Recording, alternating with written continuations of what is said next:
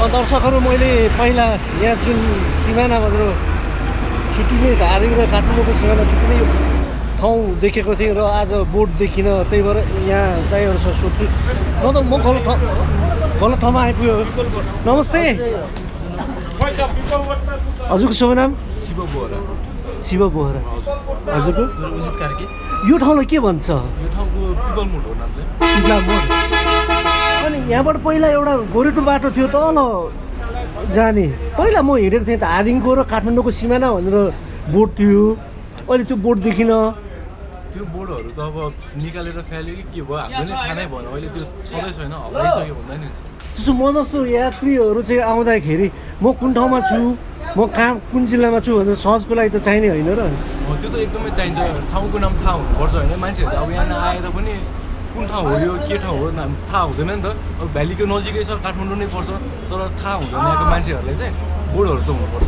म अलिकति कन्फ्युज भएर म तपाईँहरूसँग कुरा गर्नु खोजेँ। पहिला एउटा चाहिँ यहाँ यो जुन पृथ्वी राजमार्ग बनाउँदाखेरि एउटा शिलापत्र देखेको थिएँ, त्यो शिलापत्र खोज्दै आउँदाखेरि मैले कहीँ पनि भेटिनँ कि। त्यो त आजभन्दा धेरै वर्ष अगाडिको कुरा होला।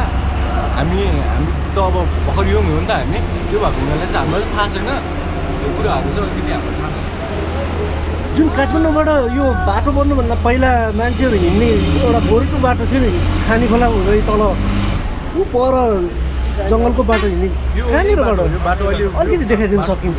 हजुर हुन्छ। यहाँबाट खोज्नु आउनुहोस् न। दर्शकहरू, पहिला म त्यो बाटोबाट धादिङबाट काठमाडौँ आएको थिएँ। ए यो चाहिँ हाम्रै लगानीमा, यो गाउँकै लगानीमा चाहिँ बनाएको बाटो हो। ए गाउँकै लगानी। अहिले यो कुन जिल्लामा पर्छ? काठमाडौँ जिल्लामा पर्छ। काठमाडौँ जिल्लामा।